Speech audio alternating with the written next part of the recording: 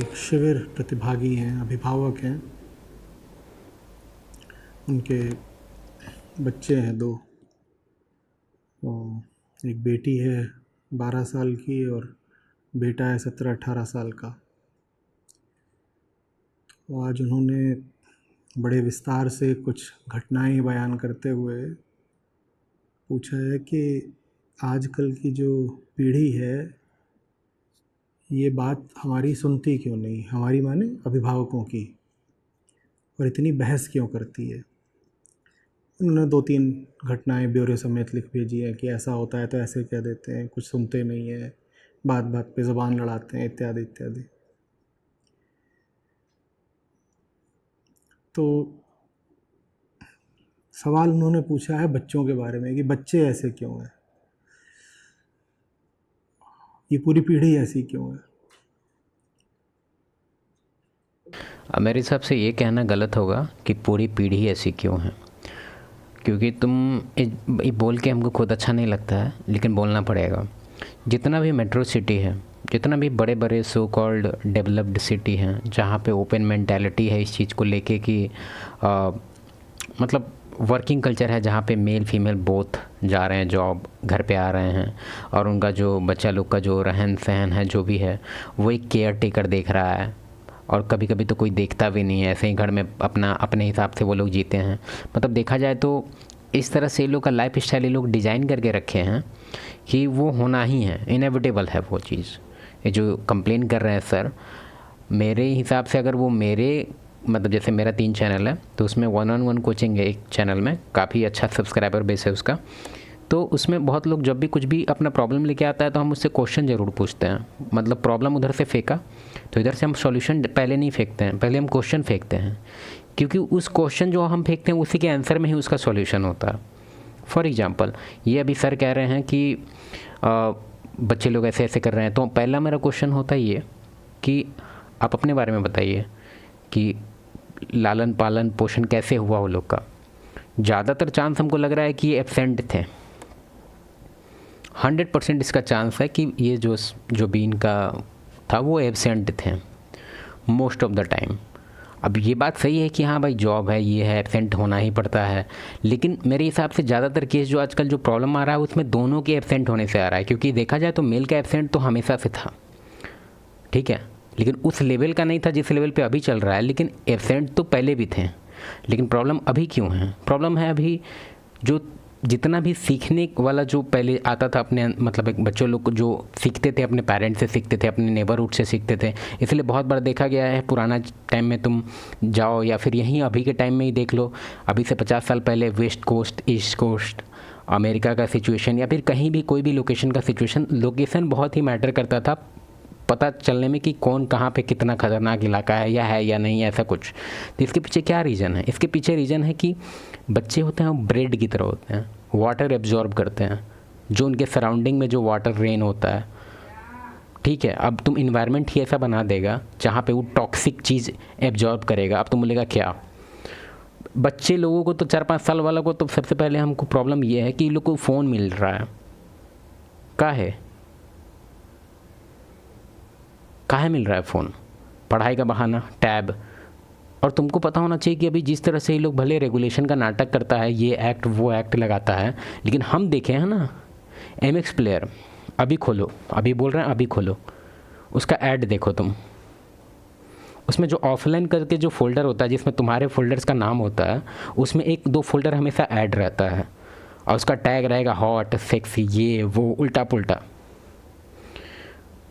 तो बच्चे लोग को जो ट्रेनिंग अभी मिल रहा है, अगर कंपैरिजन किया जाए उसको हम लोग 1990 से या फिर उससे पहले या फिर उसी के अराउंड, तो काफ़ी डिफरेंट है। अभी का टोटली इन्वायरमेंट चेंज हो गया है। अभी जितना भी ट्रेनिंग मिल रहा है छोटे छोटे बच्चे लोग को, या तो वो फ़ोन उसका ट्रेन कर रहा है उसको, नहीं तो स्कूल ट्रेन कर रहा है। और स्कूल भी अब पहले वाला नहीं रह गया, स्कूल भी अब काफ़ी डिफरेंट हो गया है। तो इसमें सर को क्वेश्चन पूछना चाहिए था।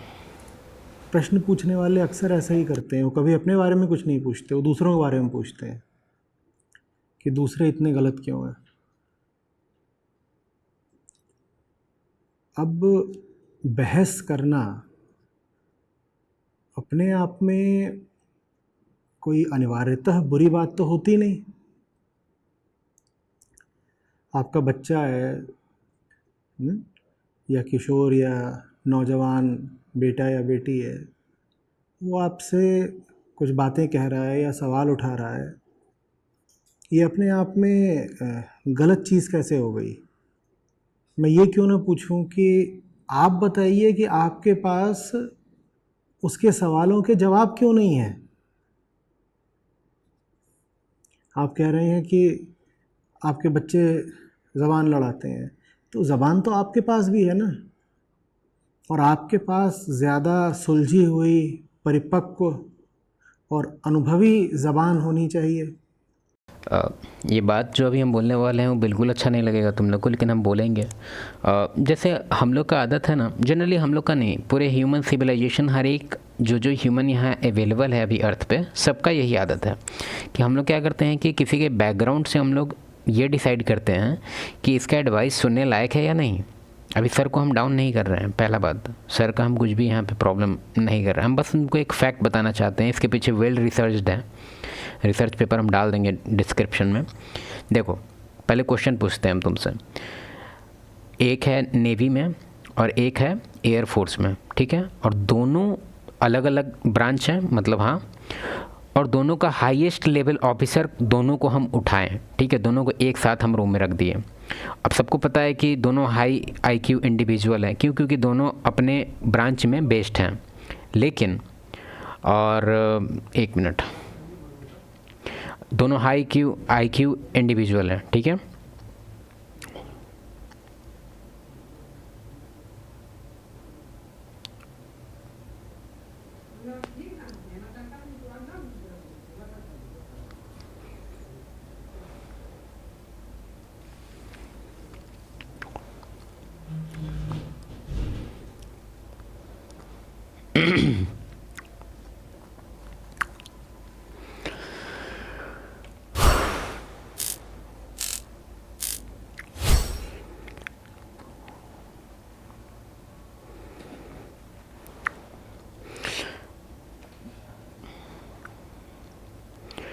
दोनों एक कमरे में हाई आईक्यू इंडिविजुअल बैठे हैं, दोनों का अलग अलग है, लेकिन अब हम क्या करेंगे कि दोनों का सेम यूनिफॉर्म दोनों को पहना देंगे, ठीक है। अब उन दोनों को हम भेजेंगे एक टेस्ट में जिसमें रैंडम निकलेगा सब कुछ।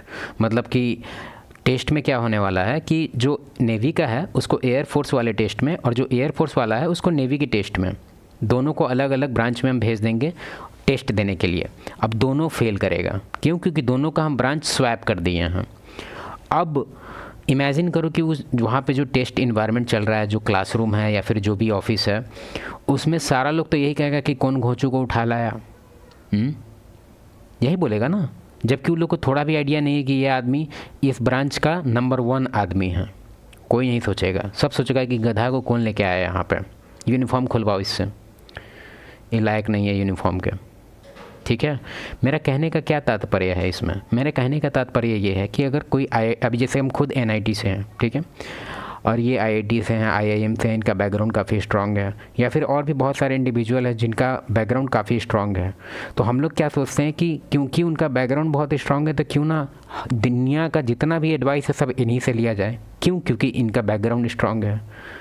अब मेरा ही NIT का देख लो, तुमको क्या लग रहा है कि उसके लिए कोई हमको एलियन के यहाँ जाना पड़ा? ऐसे NIT तो सर के सामने कुछ नहीं है, पैर बराबर है। फिर भी हम एक बात कह रहे हैं कि उसके लिए क्या, ऐसे तुम खुद हम मिस किए थे IIT का जब एग्ज़ाम था, हम लव वगैरह में पड़ गए थे, और देखा जाए तो वो भी एक तो ऐसे जैसा बोलता है ना कि जो होता है अच्छा होता है, क्योंकि उसी के बाद मेरा चैनल खोलने वगैरह का सीन आ गया और काफ़ी सक्सेसफुल हुआ वो चैनल। अभी मिलियन पहुंचने वाला है वो, टोटल 3 चैनल है, ये नया चैनल है।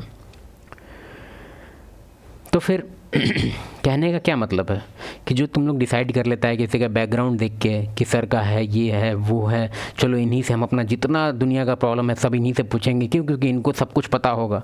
ऐसा नहीं है, ठीक है। तो ये थोड़ा बहुत अपने अंदर जो सोच है वो डेवलप करो। और इसमें हम सर का बात नहीं कर रहे हैं बिल्कुल भी।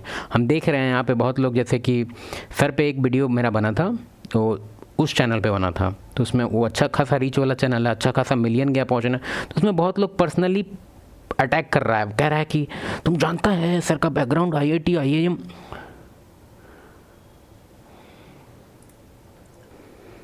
उसमें से ऐसे शब्द क्यों नहीं बह रहे जो इस पीढ़ी को संतुष्ट कर दें?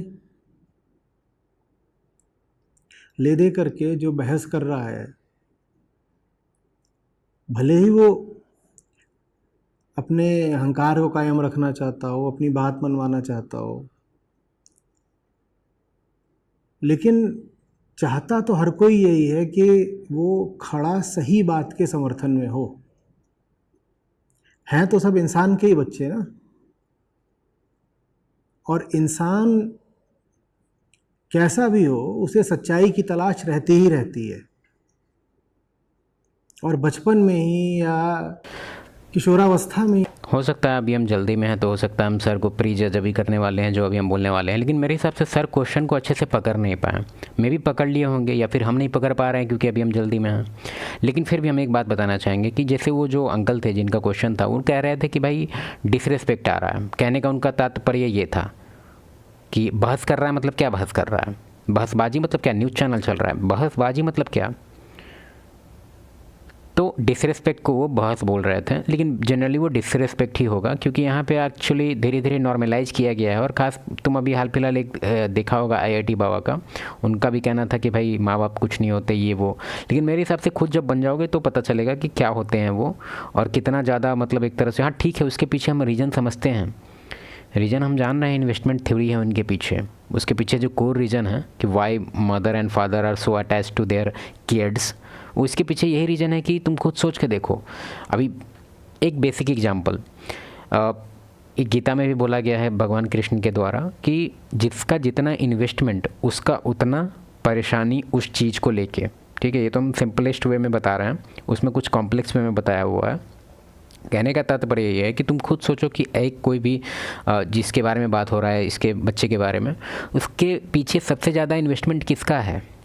अगर उसका रैंकिंग चालू होगा ना तो वो सब नंबर 1 पे पहले मदर, नंबर 2 पे फादर, नंबर 3 पे ऐसे ऐसे करके रैंकिंग है। ठीक है, तो जो नंबर 1 पे रैंक है ना, वो हमेशा इसके पीछे एकदम अनकंडीशनल वाला फेंकेगा। और उसको अनकंडीशनल हम इसलिए बोल रहे हैं क्योंकि वो काफ़ी फेमस है, मूवी वगैरह में भी बोला जाता है कि माँ माँ माँ, लेकिन उसके पीछे कारण है, सबसे ज़्यादा इन्वेस्टमेंट उसी का था। ठीक है, तो उसको रिटर्न में क्या चाहिए, रिटर्न में उसको चाहिए कि तुम बस एलाइव रहो। ठीक है, क्योंकि चाहती है कि जो मेरा बैंक में इतना सारा इन्वेस्टमेंट डाले, कम से कम बैंकवा तो उड़ के कहीं नहीं जाए। हम अच्छे से समझा नहीं पा रहे, हम जल्दी में हैं। चल ठीक है, बाय।